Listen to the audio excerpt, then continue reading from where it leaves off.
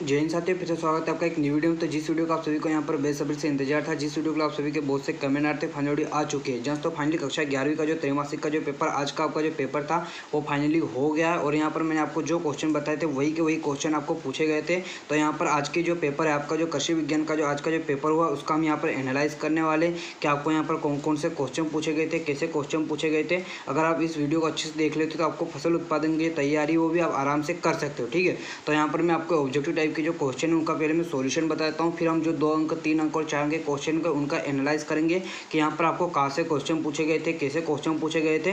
तो बस आप वीडियो में आज तक बने रहेगा। और अगर अभी तक आपने चैनल सब्सक्राइब नहीं किया तो चैनल सब्सक्राइब कर लीजिए, बेल आइकन ऑल पर प्रेस कर लीजिएगा और वीडियो को लाइक कर दीजिए, जिससे मैं आपको फसल उत्पादन के पेपर की तैयारी करा सकूँ। ठीक है, अगर ये पेपर आपके यहाँ आया है तो भी आप इसे नोट कीजिए, अगर नहीं आया तब भी आप इसे नोट कर सकते हो, क्योंकि ये अभी आगे के पेपर के लिए भी तैयारी हो जाएगी आपकी। ठीक है, तो बस आप वीडियो को ध्यान से देखिए। तो यहाँ पर आपको प्रश्न में 1 क्या पूछा था, निम्नलिखित प्रश्नों के सही विकल्प चुनकर लिखिए। ठीक है, और आपके यहाँ पर कौन सा पेपर आया था वो पेपर आप हमें टेलीग्राम पर दे सकते हो, टेलीग्राम चैनल पर जाकर देख सकते हो। लेकिन पहले इस पेपर का सॉल्यूशन देख लीजिए। यहाँ पर आपके ऑब्जेक्टिव टाइप के क्वेश्चन की तैयारी हो जाएगी, अर्धवार्षिक वार्षिक के लिए आपको यहाँ पर फायदा देगा। ठीक है, तो यहाँ पर पहला क्या पूछा था, तीसरे प्रकार का लीवर है। लीवर मतलब क्या होता है, उत्तोलक। ठीक है, याद रखिएगा क्या होता है उत्तोलक। और ये मैंने आपको पढ़ाया था। यहाँ पर उत्तोलक कितने 3 प्रकार होते हैं, उत्तोलक के कितने 3 होते हैं, प्राथमिक, द्वितीयक और तृतीयक। तो उसमें मैंने आपको बताया था कि जो इसका सही आंसर हो जाएगा चिमटा। तो चिमटा जो है वो तृतीय प्रकार का उत्तोलक है। ठीक है, तो यहाँ पर लीवर को ही उत्तोलक कहते हैं। ठीक है, उसके बाद यहाँ पर दूसरा क्वेश्चन आपको पूछा था, सर न्यूटन ने गुरुत्वाकर्षण का नियम प्रतिपादित किया था, मतलब कब दिया था।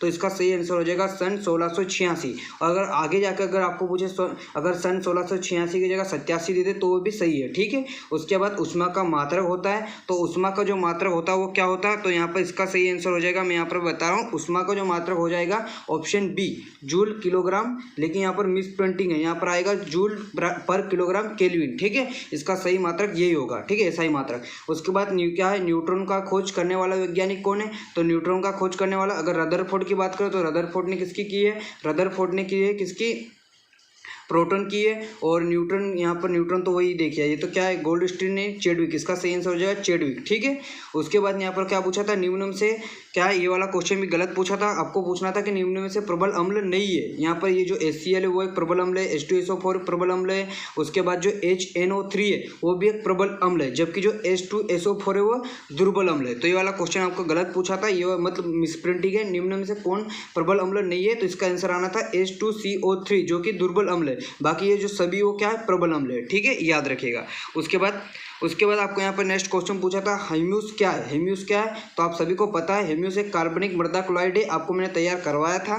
ठीक है, उसके बाद आपको यहाँ पर नेक्स्ट क्वेश्चन आपका प्रश्न दूसरा, रिक्त स्थानों की पूर्ति कीजिए। तो पहला क्वेश्चन क्या पूछा था, 2 वस्तुओं की गति का विरोध करने वाला बल खाली स्थान कहलाता है। सभी को पता है, ये तो मतलब जो तैयारी नहीं करता उसको भी पता है, 2 वस्तुओं की गति का विरोध करने वाला बल घर्षण कहलाता है। ठीक है, उसके बाद यहाँ पर सभी बड़ी मशीनें इन्हीं से मिलकर बनी होती है। ठीक है, तो इसका आंसर आप यहाँ पर कमेंट कर सकते हो। इसका आंसर अभी हमें नहीं मिला है। ठीक है, मुझे ये क्वेश्चन ही समझ में नहीं आया तो मैं इसका आंसर नहीं बता पा रहा हूँ। ठीक है, उसके बाद यहाँ पर ये वाला क्वेश्चन आपको पूछना था कि बर्फ की गलन गुप्त ऊष्मा कितनी होती है। तो इसका सही आंसर क्या हो जाएगा, 80 कैलोरी पर ग्राम। क्या हो जाएगा, 80 कैलोरी पर ग्राम। ठीक है, नोट करो। उसके बाद यहाँ पर नेक्स्ट क्वेश्चन पूछा, परमाणु के भीतर एक खालिस्तान केंद्र होता है। तो इसका सही आंसर सभी को पता है, क्या होता है, नाभिक। परमाणु के भीतर एक नाभिक केंद्र होता है। उसके बाद यहाँ पर पूछा, NOH तथा NH दोनों ही प्रबल क्या है, अम्ल है। ठीक है, याद रखिएगा। अभी ऊपर HNO3 क्या है, प्रबल अम्ल है, तो ये भी प्रबल अम्ल है। ठीक है, जल स्नेही कोलाइड होते हैं। तो इसका सही आंसर हो जाएगा, क्या हो जाएगा इसका सही आंसर, इसका सही आंसर हो जाएगा जिलेटिन। लास्ट वाले का सही आंसर हो जाएगा, क्या हो जाएगा, जिलेटिन। याद रखेगा, जल जो स्नेही कोलाइड है क्या है, जिलेटिन। ठीक है, नोट करो। उसके बाद यहाँ पर नेक्स्ट क्वेश्चन क्या है, सही जोड़ी। तो यहाँ पर ये सही जोड़ी पूरी सरल है। जैसे कि अगर तृतीय उत्तोलक की बात करें तो ये ऑब्जेक्टिव पूछा था चिमटा। अगर ब्लॉक स्थिर की बात करें तो हम ब्लॉक स्तर का जो इस्तेमाल कर सकते हैं वो स्थिर घटनी के लिए कर सकते हैं, ब्लॉक गतिशील के लिए कर सकते हैं हम चल घिरनी। चारों ओर जुड़िया का हम पेंच से करेंगे और उत्तोलक का हम लीवर से। उत्तोलक का वही अंग्रेजी में पूछ लिया है इनका। ठीक है, उसके बाद यहाँ पर प्रश्न चौथा क्या है, निम्नलिखित प्रश्नों के उत्तर एक शब्द या एक वाक्य में बताए। तो पहला क्या, वायुमंडलीय दाब किस यंत्रों द्वारा नापा जाता है। तो वायुमंडलीय दाब किस यंत्रों द्वारा नापा जाता है, बैरोमीटर। बैरोमीटर, ठीक है, बैरोमीटर, ठीक है। उसके बाद दूसरा दक्षता एवं वेग अनुपात का गुणनफल क्या कहलाता है, तो वेग दक्षता एवं वेग अनुपात का गुणनफल कहलाता है यांत्रिकी लाभ, ठीक है। उसके बाद सेकंड लोलक का आवर्तकाल कितना होता है, 2। सेकंड लोलक का आवर्तकाल कितना होता है, 2। उसके बाद सूर्य से पृथ्वी तक ऊष्मा पहुंचने की विधि क्या कहलाती है, विकिरण कहलाती है, ठीक है। जल का पीएच मान क्या होता है, जल उदासीन होता है, इसका पीएच मान होता है 7। 7 से कम अम्ल, 7 से ऊपर क्षार, ठीक है। तो जल का जो पीएच मान होता है वो 7 होता है। घनत्व का यहाँ पर सत्य असत्य पूछा है, प्रश्न नंबर 5 क्या असत्य सत्य बताइए। तो उसने पूछा था कि क्या पूछा है, घनत्व का मात्रक होता है, तो सत्य घनत्व का मात्रक होता है, अपेक्षित घनत्व का मात्रक नहीं होता है, ठीक है, घनत्व का मात्रक होता है। पेंसिल से लिखना घर्षण पर निर्भर करता है, सत्य, पेंसिल से लिखना घर्षण पर सत्य। फिर उसके बाद क्या है, हाइड्रोजन परऑक्साइड का संरचनात्मक सूत्र क्या होता है, H2O2 है, मतलब हाइड्रोजन परऑक्साइड का जो संरचनात्मक सूत्र है, तो ये भी सत्य है, ठीक है। वास्तविक विलयन का अनुभार, तो यहाँ पर इसका पूछना था कि वास्तविक विलयन का जो अनुभार है वो 10 इंस्टाग्राम से अधिक होता है। अगर अधिक की बात करें तो नहीं, अधिक नहीं होता, 10 इंस्टाग्राम से 10 एंगस्ट्रॉम से कम होता है, याद रखिएगा, ठीक है, कम होता है, कम, ठीक है, कम होता है, ठीक है।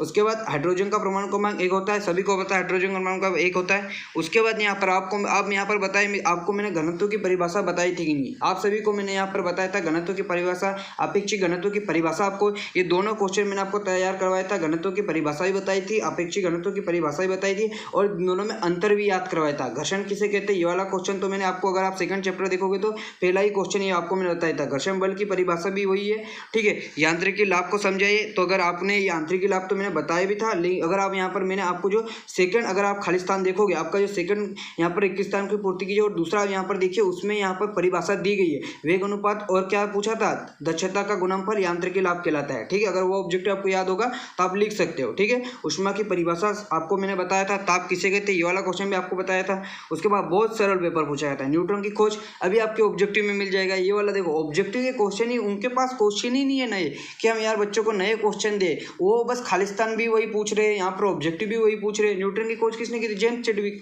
ठीक है। उसके बाद संयोजकता किसे कहते हैं, क्षार किसे कहते हैं, क्षार की परिभाषा आप लिख सकते हो, क्या लिख सकते हो, पीएच मान में जिसका मान 7 से अधिक होता है क्षार, या आप एक अच्छी परिभाषा भी लिख सकते हो, ठीक है।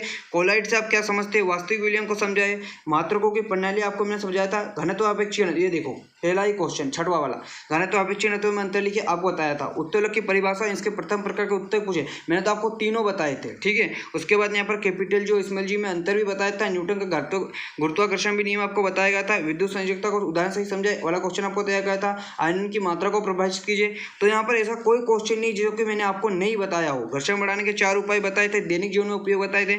उसके बाद यहाँ पर ऊष्मा संचरण की विधि बताई थी मैंने आपको, चालन विधि, संवहन विधि, विकिरण विधि, सभी विधि यहाँ पर एक ही विधि का पूछा था, ठीक है। उसके बाद आपको यहाँ पर क्या पूछा था, डाल्टन के परमाणु सिद्धांत आपको मैंने बताया था। ध्रुव स्नेही कोलॉइड, ध्रुव विधि कोलॉइड में 4 अंतर आपको बताए गए थे, ठीक है। वैसे ये क्वेश्चन भी मेरे को एक लड़के ने सेंड किया था, ये भी 11वीं का आज ही का पेपर है, तो आप इसे भी देख सकते हो, ठीक है। जैसे कि अभी यहाँ पर आप बताओ प्रथम प्रकार के उत्तर, अब यहाँ पर मैं नहीं बताऊंगा, यहाँ पर एक क्वेश्चन का आंसर भी मैं आपको नहीं बताने वाला हूँ, ठीक है। फिर अब यहाँ पर सभी क्वेश्चनों के जो आंसर है वो आप लोग बताएंगे। तो यहाँ पर पहला क्या पूछा था, प्रथम प्रकार के उत्तलक का पूछा था, ठीक है। तो यहाँ पर बताइए प्रथम प्रकार का जो उत्तलक है वो क्या आएगा, इसमें क्या आंसर आना चाहिए, आप फटाफट कमेंट करके बताओ। तो यहाँ पर एक बार बता देता हूँ। फिर देखो चिमटा तो मैंने अभी बताया कि अब ये तृतीय प्रकार का उत्तलक होता है, तो ये तो नहीं होगा। उसके बाद क्या है, सरोता, अगर सरोता की बात करें तो जो सरोता होता है वो द्वितीय प्रकार का उत्तलक होता है, ठीक है। उसके बाद बात करें जो बादाम फोड़ है, तो ये तो हमने नहीं पढ़ा है, ठीक है, कहीं नहीं पढ़ा, तो इसे भी हटाओ, ठीक है। उसके बाद बचा क्या, अब यही बताओ कि अब इसमें क्या ही बचा हो, तो बस तराजू है पहला। उसके बाद एक आदर्श मशीन की दक्षता कितनी होती है, आप लोग बताएं एक आदर्श मशीन की दक्षता कितनी होती है, फटाफट यहाँ पर कमेंट करके बताओ। एक आदर्श जो मशीन होती है उसकी दक्षता कितनी होती है, ठीक है। तो आदर्श मशीन की दक्षता कितनी होती है बताओ, 100%, ठीक है। उसके बाद यहाँ पर समांतर श्रेणी, तो ये सभी क्वेश्चन आपको बताए गए थे, आप इसे नोट कर सकते हो। यहाँ पर आप इसका स्क्रीनशॉट लेना चाहते हो तो स्क्रीनशॉट लीजिए। घर्षण पर आधारित कौन सी प्रक्रिया है, लिखना है, ठीक है। बोलना है, सुनना है, चलना है, तो चलना है, ठीक है। इसका आंसर लिखना भी आ जाना चाहिए था, लेकिन क्या किससे लिख रहे हैं वो आपको पता होना चाहिए, ठीक है। तो चलना लिख लीजिएगा, ठीक है। निम्न कौन सा मूल मात्रक नहीं है, मूल मात्रक नहीं है, तो आप यहाँ पर बताइए, ठीक है। उसके बाद उसका आंसर आ जाना चाहिए न्यूटन, ठीक है। उसके बाद यांत्रिकी लाभ अभी बताया था, मशीन की दक्षता, गुना का अनुपात, तो ये क्वेश्चन बताए हुए, ठीक है। सभी क्वेश्चन बताए हुए पूछे गए थे, कोई इतना वो नहीं था कि नए क्वेश्चन हो, ठीक है। तो ये सभी क्वेश्चन मैंने आपको बता दिए थे। अब जो हम फसल उत्पादन की तैयारी करने वाले उसके लिए यहाँ पर बहुत ही इंपॉर्टेंट वीडियो आने वाली है, तो आप चैनल को सब्सक्राइब करके बेल आइकन को ऑल पर प्रेस कर लीजिए। और आपको यहाँ पर फसल उत्पादन के पेपर की तैयारी कैसे करनी है, चैप्टर वाइज करनी है, 2 अंक के क्वेश्चन चाहिए, 3 अंक के क्वेश्चन चाहिए, 4 अंक के क्वेश्चन चाहिए कि चैप्टर वाइज तैयार करनी है। आप यहाँ पर आप जैसे बताओगे वैसे मैं आपको तैयारी करवा दूंगा। बस आप चैनल के साथ जुड़े रहिए। और अगर अभी तक आपने वीडियो को लाइक नहीं किया तो वीडियो को लाइक कीजिए, चैनल को सब्सक्राइब कीजिए, बेल आइकन को ऑल पर प्रेस कीजिएगा। तो अभी के लिए इतना ही, मिलते हैं वीडियो में। जय हिंद।